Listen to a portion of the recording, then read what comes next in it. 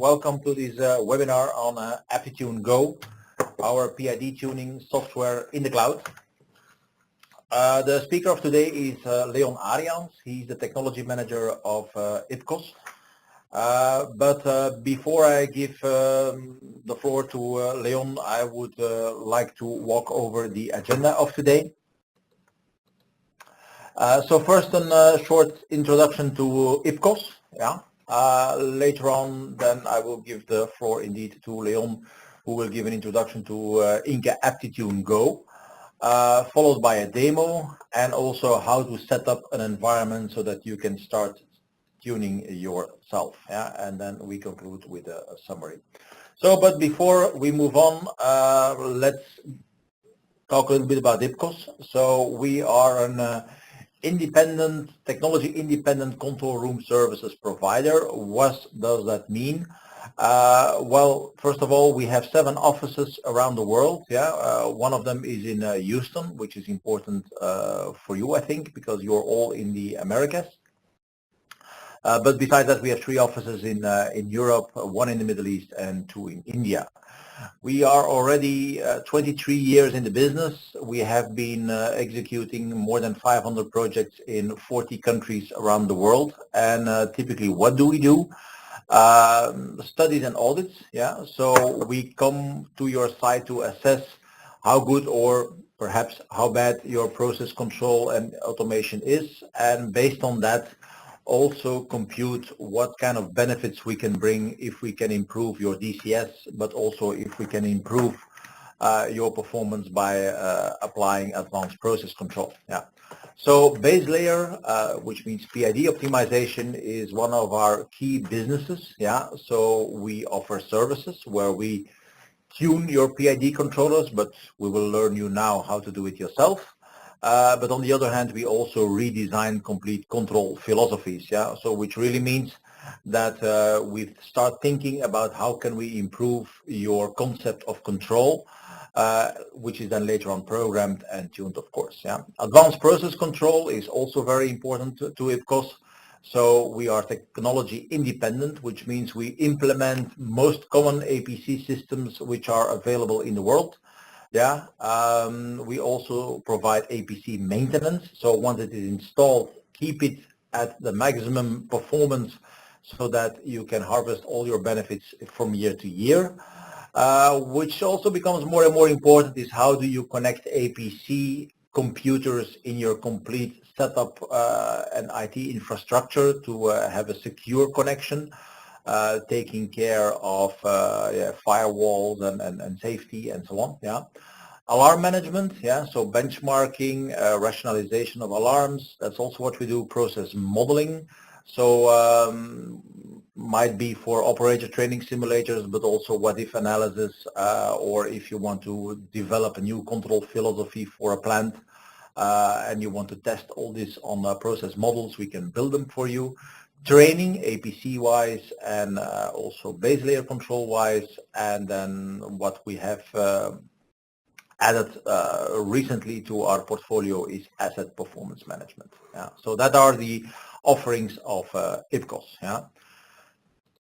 We typically provide that to certain industries. Our key industries are gas processing, refining, that's where it all started with advanced process control, petrochemicals, and then we think typically about polymers, ethylene crackers, VCM, PVC, these kind of industries. Chemicals, also very often specialty chemicals, so also batch is there, which is important for IPCOS. We are very strong in fertilizers. We implement a lot of APC systems and base layer control optimization in fertilizer plants, and not only ammonia and urea, but we also work on nitric acid plants, granulators, ammonium nitrate, and so on and so on. And then the last one is power plants and waste incinerators and utilities. Utilities, which are, of course, can also be part of a gas processing, refining, or petrochemical complex. You see there the logos of all our customers, which really shows that we are active around the world with all the majors in all these industries. That's a short introduction to IPCOS. If you have more questions, well, you can always raise them via the chat box later on, or call me, or email me. That is no problem at all. I will now give the floor to Leon, who is going to introduce you in AptiTune Go, and I will come back later on after his presentations regarding questions and answers that you might have raised in the meantime. So please do use the chat box of WebEx to ask questions. We will list them, and at the end of the presentations we will come back to you with all the questions and the related answers. So, okay, that's it for me now. Leon, you have the floor. Tell us about AptiTune Go. Okay, thank you, Christian, and good morning, everybody, also from my side. Before giving you a demo of AptiTune Go, let me first give you a brief introduction of loop tuning approaches. The first approach you probably used when you tuned your first loop was trial and error. You increase the P a bit, see what happens. You manipulate the I a bit, see what that does. And you soon find that you can get improved loop responses using that, but it also takes a long time getting the response that you desire. So you probably soon moved on to tuning methods, tuning rules like Ziegler-Nichols or Kappa-Tau. There's actually two flavors of those. And what these approaches have in common is they determine the way the plant responds in some way or the other, either by instructions like increase this until that happens, or by observing certain parameters in the plant themselves. And based on those parameters, values for the PID tuning parameters, the PID parameters comes out. So behind those rules, there is an implicit model that you do not get to see, but based on those rules, you optimize the PID tuning, the PID response with an implicit model. The next step probably is experience. If you've tuned a lot of loops, you probably have an upfront expectation already when I'm tuning a flow controller, which has dynamics like this. The P action is probably going to end up like this, based on the gain that you observe. If you make a step change on the OP, what does the PV do? And also based on the dynamics, you already have an a priori idea what the TI and maybe the TD should be. This helps you coming with an initial tuning, and then also based on experience, you probably know in which direction to change the P and the I. But things start to become a bit difficult if that doesn't give you the response that you want, if the process is not behaving the way or responding the way you want it to. And then the next step is tuning tools. There are several of those on the market, and IPCOS has two. Inca PID Tuner is one, Inca AptiTune is the other. Most tuning tools, including Inca PID Tuner, restrict themselves to tuning one loop at a time. But when it comes to tuning multiple loops, there's actually only one tool that does the job, and I'm not only talking about the IPCOS portfolio now, and that tool is Inca AptiTune. Now, Inca AptiTune is available in the edition that you can run on site, that you can install on your computer, but it's also possible to use the AptiTune Go variation of it, which gives you the power and flexibility of Inca AptiTune, and I'm going to demonstrate that power and flexibility to you in the demo that is next. But it gives it to you from your web browser. So no need to install software on your computer, no need to buy a license. You can use it from your browser. We come to talk about the prerequisites, the conditions under which you can use it. But all it takes is basically a web browser, and then you can use Inca AptiTune Go in the cloud. So I'm going to give you a demo where I use, say, a simulation example of an ethylene cracker. And in that example, we will see the benefits of tuning multiple loops at once. I will first show you an initial tuning, initial first in the sense tuning that you might encounter in the field before you start tuning, tuning that people have tried to improve manually already and what the result of that is. But also initial tuning in the sense the tuning that AptiTune gives you in a first iteration. And after that you typically move on to a second step, variations on the tuning that you have, where you tell AptiTune, I want a little bit more of that, I want a little bit less of that. And then it determines what the loop parameters are in order to achieve those results. Those two parts will be the most important parts of the demo, but in a typical workflow they are actually the last two steps in the workflow. Before you can start tuning, you need to collect and import data from your online process, the process containing the loops that you want to tune.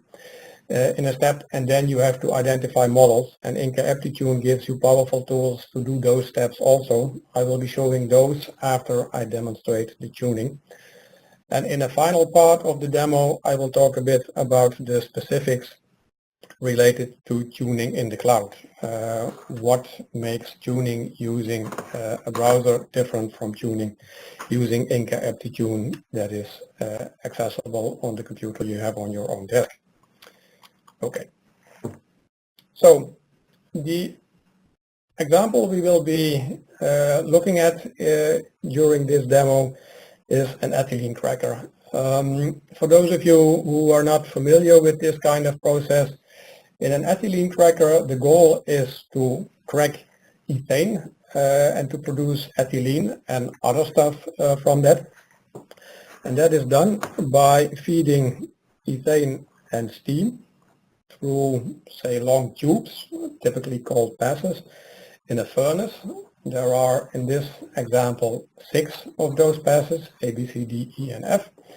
And these passes are heated by burners, and there are temperature controllers for the temperatures at the end of those passes, so after they have passed through the furnace.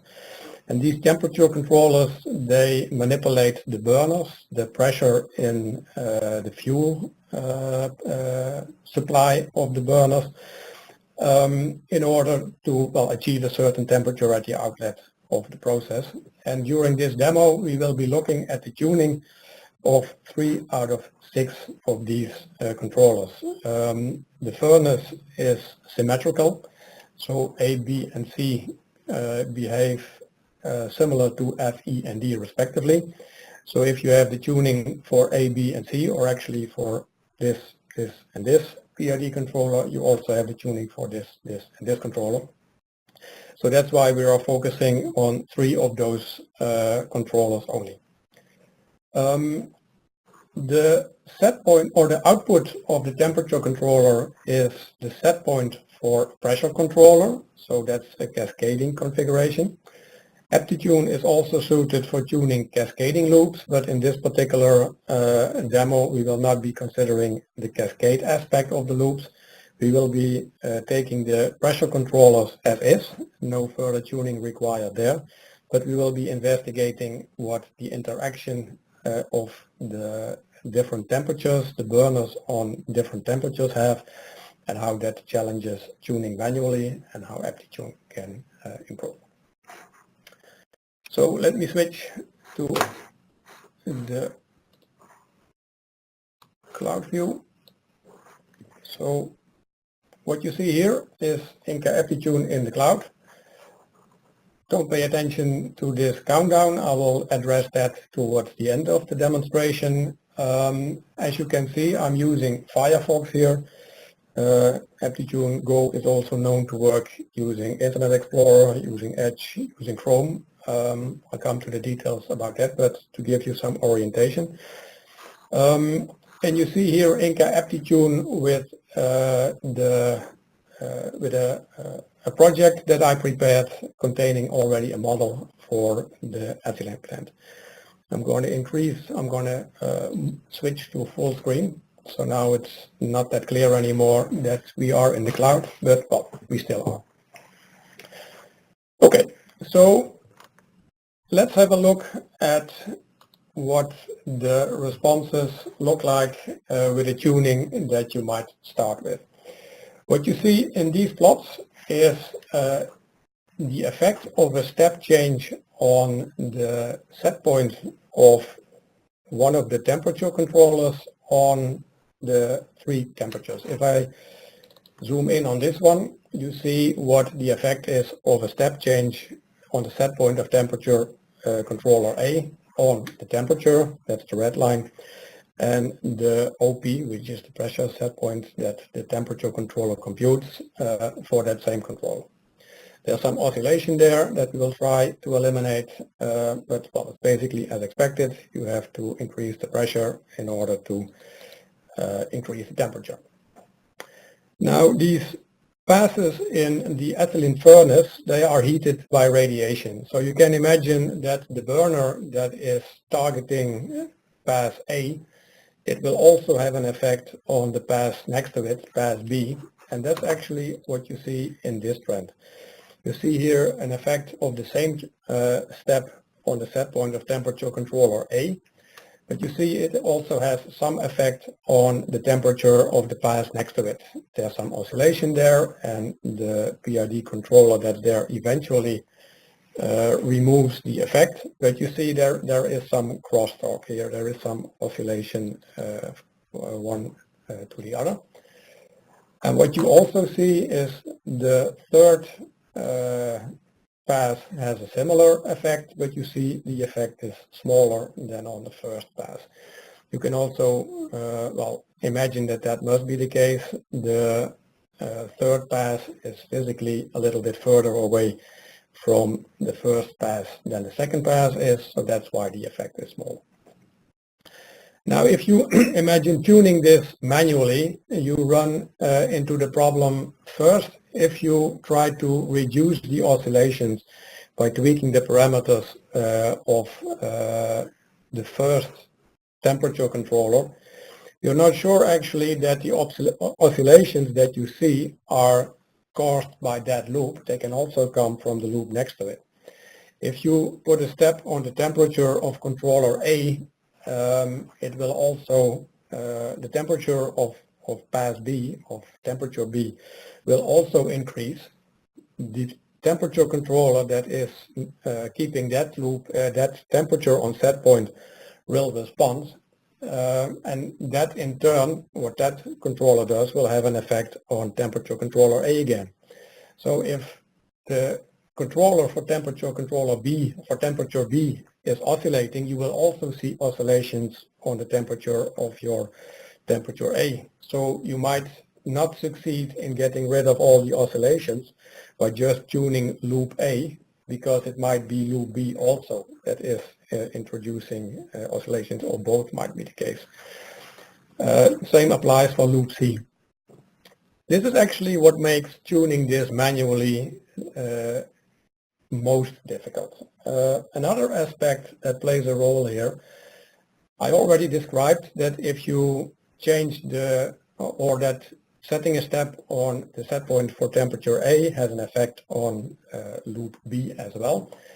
And that has its effect on loop A again. You can imagine that if you change the tuning of loop B, that the tuning of loop A needs to also adapt to that change in behavior that you see in temperature A. So this interaction makes, if you spend a long time getting loop A to behave optimally, then you continue with loop B, and then you do loop C, and then you may have to retune loop A again, because what happens to temperature A has changed. This is what makes tuning loops manually rather difficult. But let's see what we get if we ask AptiTune to have a go at these loops. I've asked AptiTune with default settings for various weight parameters. It takes about 1 to 2 minutes on this computer in the cloud on this example. If you have a single loop example, it's going to be faster. But in the meantime, I can point out that it is important that you have the ranges for your PV and OP defined properly before you start tuning. On many PID implementations, the effect of the PID loop is scaled by the range. And I believe that is, or actually I'm sure that is actually the case for this Honeywell PID loop that we are using in this example. If you make the PV range twice as large, you would need to make the K, the gain of the PID loop, twice as big also to have the same response in the PID loop and also in the closed loop in terms of engineering units. So in the meantime, AptiTune has completed tuning, and as you can see, a lot of the oscillations have gone. The crosstalk between the various loops has reduced also. It's not completely gone, but it has improved. So overall, you might be satisfied already with this loop tuning. It has improved significantly over what we started with. And there is no iterations involved here of the kind that you first tune the first loop, then the second, then the third, and then you have to do it all over again because what the first loop saw has changed. So this is the biggest step forward that we're going to see or that we have achieved. But let's say, for argument's sake, that we're not quite happy with the overshoot here. I'm not saying that this is an overshoot you should be particularly worried about for this example, but let's say you don't want an overshoot of 6%, you want this overshoot to be smaller. Now, before I do that, I'm going to save this, this tuning. It will become clear later on why that is the case, why I do that. So let's specify that I want an overshoot of at most 3%, and let's do so for all the loops. Let me double check. I caught them all. Yes, I did. So let's tune again. Okay. In the meantime, also let me point out that AptiTune is not considering which equation to use in terms of Honeywell, or in general whether you should have a P, an I, or a D on the error, the set point, or the PV. Not all of those combinations might make sense, by the way, but there is more than one sensible combination of those. That is something that is typically given by the equation that you have chosen for the loop, and that you need to specify correctly. That's not something that AptiTune considers as an optimization freedom. So, in the meantime, optimization has completed. You see the overshoot has reduced. Now, if I save this also and give this the name overshoot 3%, I can move on to the log panel and show you what the various responses look like. Now, if I zoom in on this one, the gray one was the one that we started out with. The red one was the tuning that we obtained with a first guess, first attempt. And the blue one, it has become slower if we don't tolerate as much overshoot. Not that we had a lot of overshoot, but if we want the overshoot to be smaller than we had to begin with, the loop has to be smaller.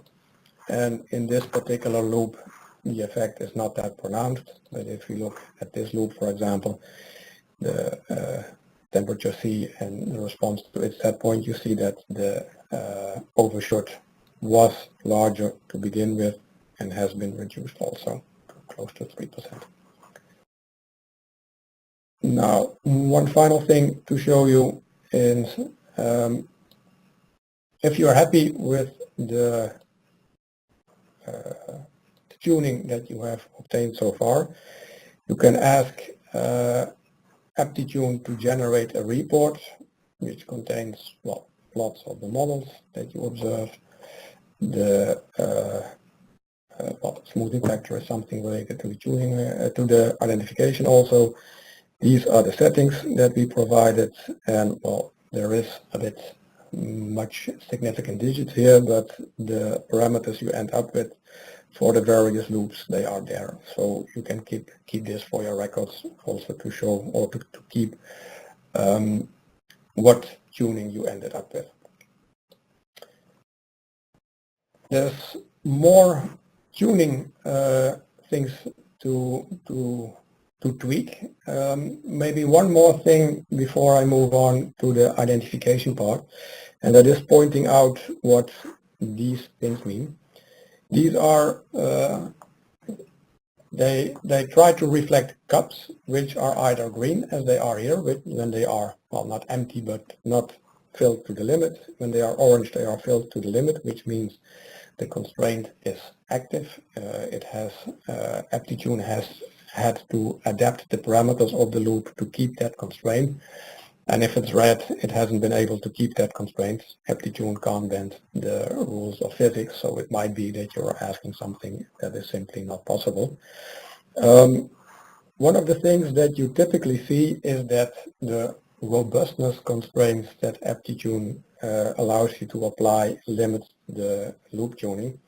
Now, I won't go into too much detail what that means exactly, but what we've told AptiTune here is assume that the model that we are using to tune here is not 100% accurate. In fact, assume that the gain can be off by a factor 3, and assume that there can be an additional delay that we haven't modeled for up to 2 samples here. Make sure that that the loop tuning you obtain is still stable using those deviations in your model. And as you can see, that has limited the tuning in 2 cases. Okay.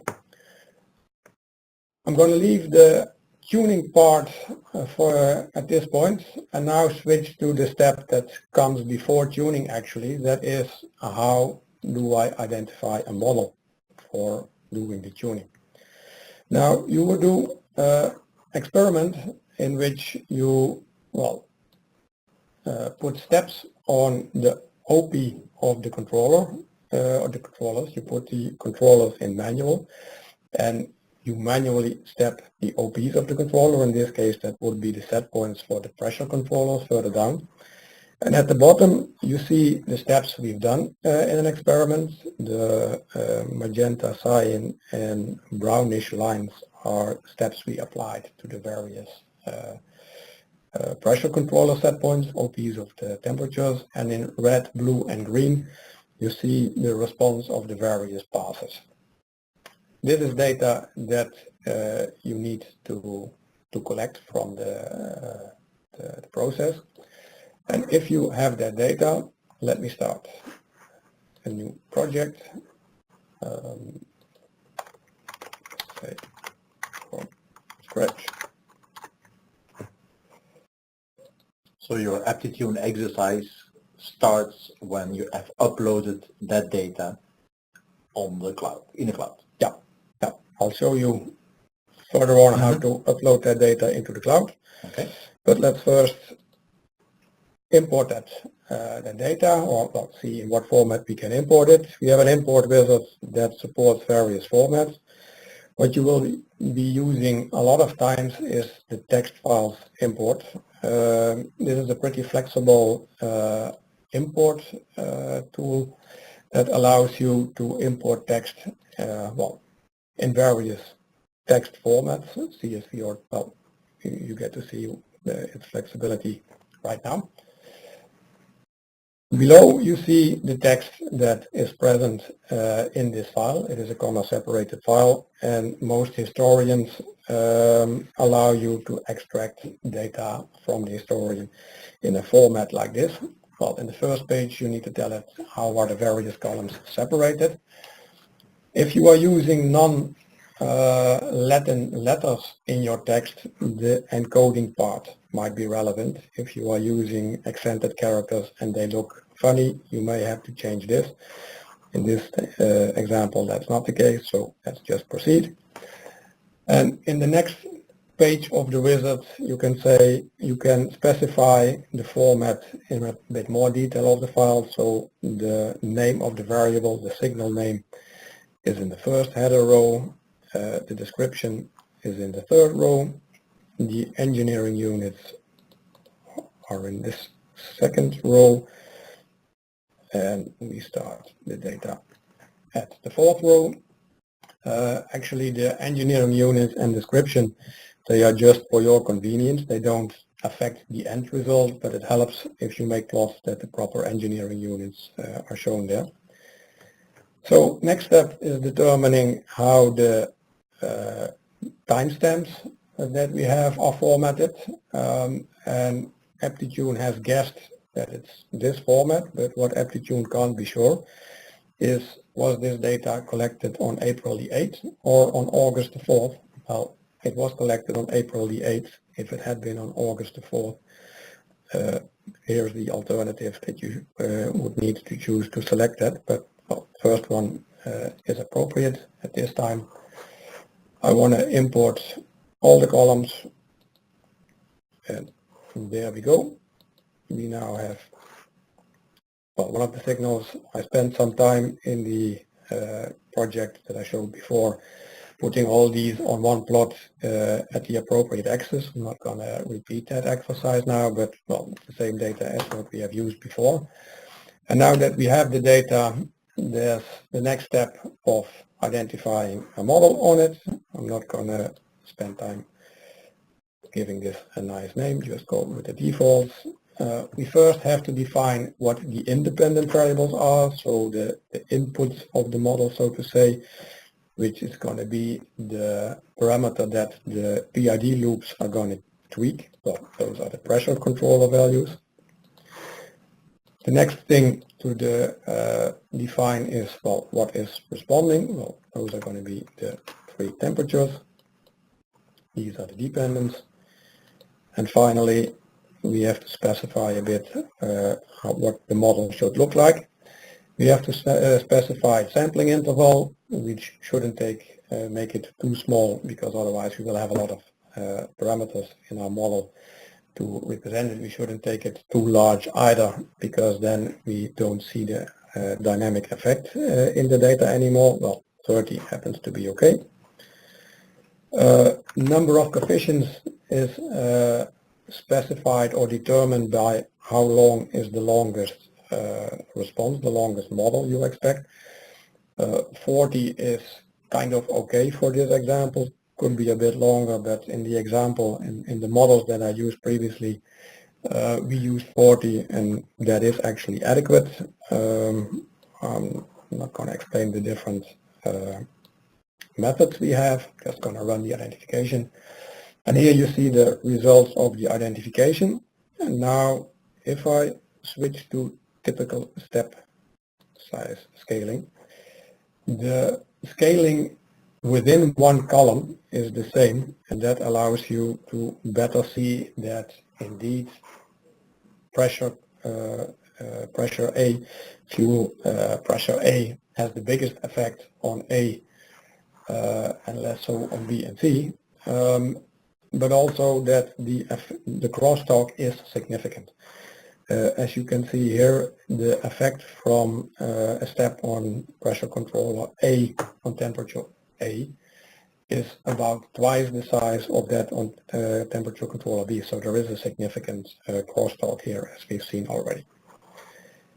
There are various models defined or shown here. Two are explained by the fact that there were two algorithms to choose from. We used the fair-to-transfer function models in the example that I showed in the beginning. And the other difference is constrained or unconstrained model. In this page you have the opportunity of specifying, I want my model to have a dead time of this many samples. I want this model to be in steady state before the others after this many samples. Or I want this model to have a gain that is exactly this. In the constraint models you can impose constraints like that. If you have prior knowledge, you can use that to improve your models. We didn't use that these extra facilities in the models that we used further on. But the power is there. AptiTune has a lot of powerful features in identifying models. You can also import models that you have obtained elsewhere. I'm not going to go into details about that, but that's also an option. And before you can make a tuning case, can start tuning, you have to specify which curves to use in your eventual model. Here we have identified 9 curves in one identification run, and I'm just going to use all of those in the model, like so. But I could alternatively have run several identification experiments and combined models from different experiments into one model matrix like this. That's why there is, in addition or after the identification step, there is the model assembling step that allows you to combine models like that. And with this model, we are finally able to define a tuning case. Well, at this point, you have to specify which model to use, and here's also where you specify which brand, which manufacturer of DCS you are using. DCS, for some PLCs are supported. If yours is not listed, you can always fall back to generic, which is not vendor specific. But usually it's more convenient to specify the DCS that you actually have, because then you're going to see the equations and the parameters as named by that specific vendor. So when I made the tuning case, you will, well, I already pointed out you have to specify the PV and OP ranges. That's not something that AptiTune knows. You have to specify this. You have to specify the correct loop here. I also gave the controllers more meaningful names. But other than that, this is basically the screen that we started out with. Okay. So, so far the focus on AptiTune itself. Now let's talk a bit about the cloud aspect. Here you see the browser window and also the toolbar from Amazon again. There is the My Files button here that allows you to upload files from your local PC. What you see here, file upload. Come on. Let's talk about what's happening there in a minute. This is my local computer, so if I say ethylene here and say upload files, yeah, it is probably the reason why it's complaining about it's not able to list the files is I've set my Firefox setting to not allow pop-ups. I should have switched that off before doing this demo, so that's what's keeping it from uploading those now. So when you want to upload files, make sure you do allow pop-ups from this side, and that allows you to upload files to the cloud, and then you would see the files here. Yeah, that confused it probably also. Well, you've seen me do it before. You would be able to use the files from home folder and temporary folder there. There are 2 folders there. The temporary folders, they will be gone when you log off from this session. The home folder will be there after you return from the session. And another thing that you may have been wondering about is what is this countdown doing here? Well, this countdown reflects how much tuning time you have left. Tuning time can be purchased from IPCOS. Get to talk about that in a minute. But once it reaches 0, the tuning session stops. Your work is saved to your home folder, so nothing gets lost. But you can't continue tuning there. Okay. That session countdown. Yeah. Okay. One more thing to show you, still in the browser to be shown. What does it look like? Come on. What does it look like to log on? So let me log off from this session. Now if I would use the same account to log in again, I would return to the session that I already was. So I'm using a different account now to show you what it looks like to log on. So I'm logging on to AppStream, to the Amazon cloud. I pick Inca AptiTune Go, and then you already see the toolbar appear here.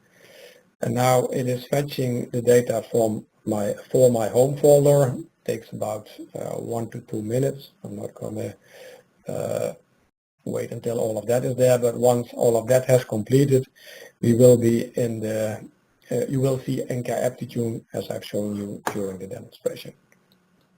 Okay. So we've covered that. Now, if you want to use Inca AptiTune in AptiTune Go in the cloud, what do you need? Well, first you need to have, well, a somewhat modern browser. With somewhat, I mean Internet Explorer 8 is probably not supported anymore, but any recent version, any version you get if you have all the updates on your Windows will work, and so will Edge, Chrome, Firefox, Safari on other platforms. Basically any recent browser works. You probably need a mouse and keyboard. I'm trying to say here that Inca AptiTune has not been optimized for using a touch screen, and specifically if you start to mark parts of your data as bad, it will take a mouse to do so. You probably don't manage using touch only. So mouse and keyboard is there, and there is one more hurdle to take. The firewall that is between you and the internet needs to allow access to the Amazon cloud in Ireland, the EU West 1 cloud. Here I give you a URL where you can try for yourself on an example that Amazon provides whether it works. If it doesn't work because something is blocked in your firewall, the second URL specifies in technical detail what needs to be opened. Basically, a couple of Amazon servers need to be reachable through HTTPS.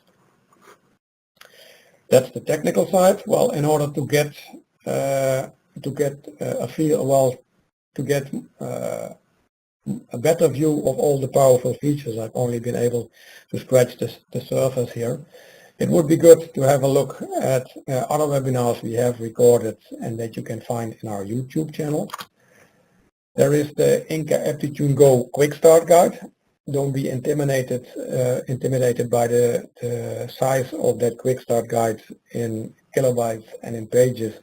There's a lot of screenshots in there which increase both, but it quickly takes you through the whole process that I've shown you here also. And as I mentioned, you need to have tuning credits. You need to have time to use Inca AptiTune Go in the cloud. For a limited time only, we are offering you a 2-hour tuning period for free. If you contact us at the address shown at the end of the presentation, we will set you up with tuning credit and with instructions how to use it. And if you need more than the 2 hours, you can buy Inca AptiTune Go tuning time online. Go to IPCOS.com, and then the fastest way to get there is to search for shop in the search button. The tuning time is sold with a minimum per hour with a minimum of 8 hours at 75 euros per hour, which is about $85 US at the time. And if you buy 8 hours now, we also give you 2 hours for free. Not the first time you buy tuning credit. So let me summarize what we have seen so far, or what we've seen in this presentation. Inca AptiTune Go enables you to tune loops. I've shown you 3 interacting loops, but it can also be used, and it is used a lot for tuning single loops. There's no need to tune more than 1 loop if you don't need to. And it's also used to tune cascading loops, so master-slave configurations. There's also a webinar demonstrating that on our YouTube channel. You can specify constraints on the PID responses in engineering terms. So you can say I want an overshoot of this much %, and then AptiTune will try and achieve that. And we have support for all common DCSs. We have templates that you can use and that you can specify the equations and the parameters in terms of those manufacturers. And AptiTune Go allows you to document the results you obtain by exporting to a report, as I have shown. Now, there's also some limitations to being in the cloud. There's no OPC connectivity, which is a good thing. You wouldn't want Amazon's cloud servers to be able to access your DCS over OPC, but it means that the OPC import wizard that the regular Inca AptiTune has is not available from Inca AptiTune Go. And there's also no network access. You can upload data to the cloud, as I've shown, but you can't access network shares, or you can't print directly to printers on your network because AptiTune is running in an environment that does not have direct access to your network. Other benefits of using the cloud version of Inca AptiTune Go is we handle the software updating for you. Inca AptiTune is updated every quarter, and Inca AptiTune Go is updated in the cloud for you every quarter, so we take care of that. The data you upload to the cloud is private to your account, so it's safe there. And you can exchange the project files you save in the cloud with the regular version of Inca AptiTune should you later decide to purchase Inca AptiTune to use on premises. The work you've done in AptiTune Go is not lost. You can keep using those files in the regular AptiTune. Good. Okay, Leon? Yep. Thank you very much for the presentation. So once again, if you have any questions, please don't hesitate to raise them via the Q&A chat box that you have available in WebEx. So please fill in your questions there. I will assemble them, and then Leon and I will walk through your questions, and Leon will answer them. But in the meantime, some of you already have sent us some questions, which is very good, but we encourage you to do more. One of the questions, I think perhaps partially it's already answered, is my data safe, and who has access to my data? Mm-hmm. Well, let me first, because safe can mean two things. Can it get lost, and can somebody else access it? But let me first answer the second part, who has access to the data. Amazon has access to the data. There is a cloud service called S3 that Amazon also offers where you can store data, and Amazon uses that to store the data in your accounts. So they have access to that. They don't typically log into that. They have terms and conditions for use, and that stipulate under what conditions they will need to look into that data. What it basically means, they only do so when they are forced to do so by law, or when it's needed to keep their site up and running. And we have access to your data also, and that's a similar situation as Amazon. If we are required by law to share the data with authorities, we need to do so. And if we need to have a look at the data to analyze problems, we may also do so, but we will get in touch with you before we do that. So that's the who has access to my data. The other part of the question, can it get lost?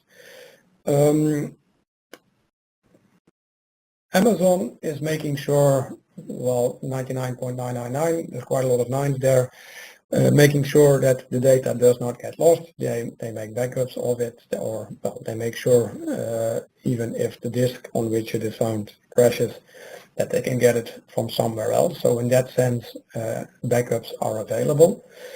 But it's not available in the sense that where you say, well, last week I had this, but I have deleted this file. Can you restore last week's backup? That service is not available. So if you need functionality like that, you will be advised to download the data to your local computer and use that as a backup. No.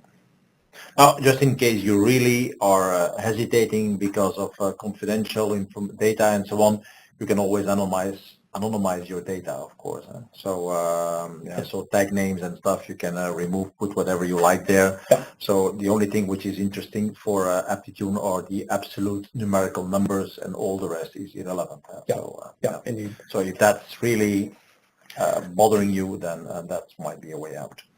Other question, can I share an account with my colleagues? Well, you can share the account name and the password. What that does not give you is that you can both use AptiTune Go at the same time.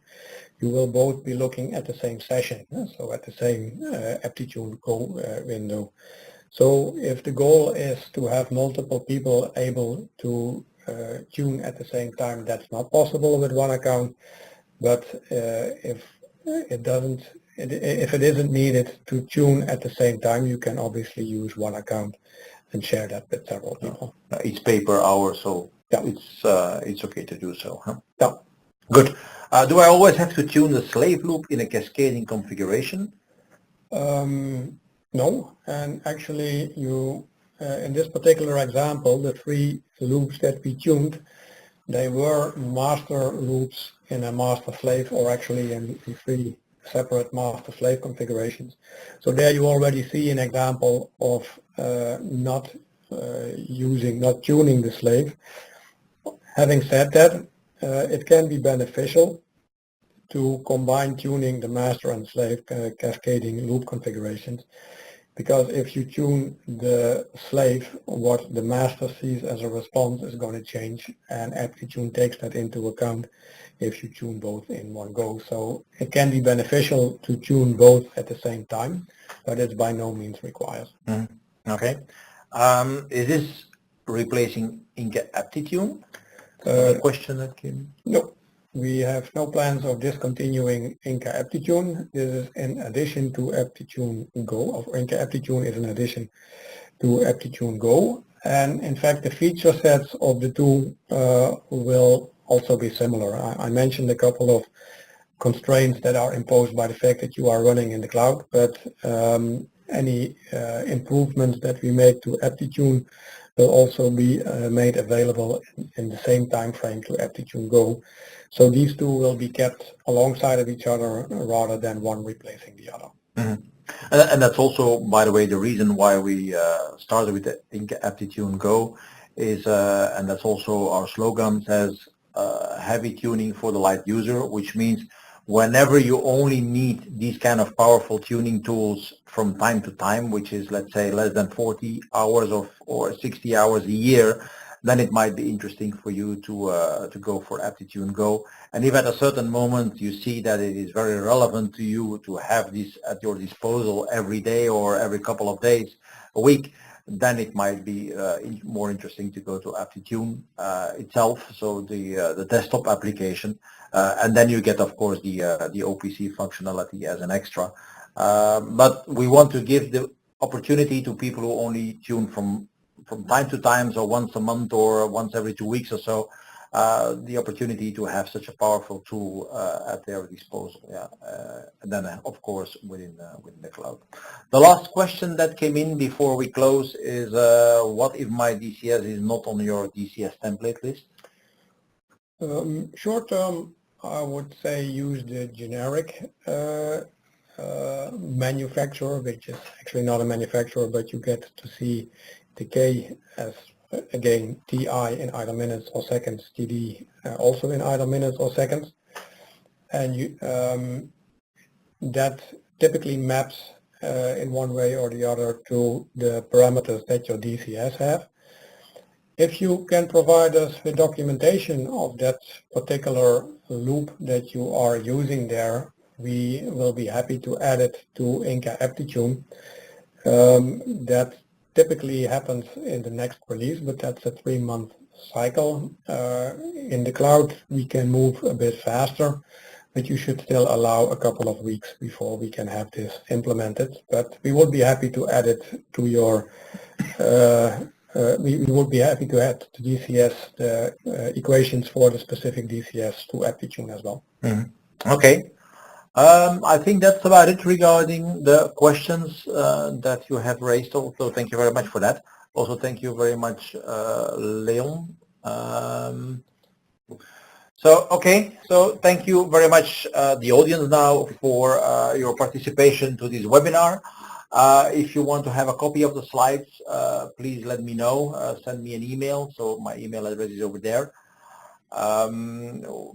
We also recorded this webinar. We're going to put it on our YouTube channel, which means that probably tomorrow or the day after tomorrow, you will then also receive a link so that you can have a look at it again. And you can also, and I hope that you will do that, share it with your colleagues. More information, some white papers, and so on can also be downloaded from our IPCOS website.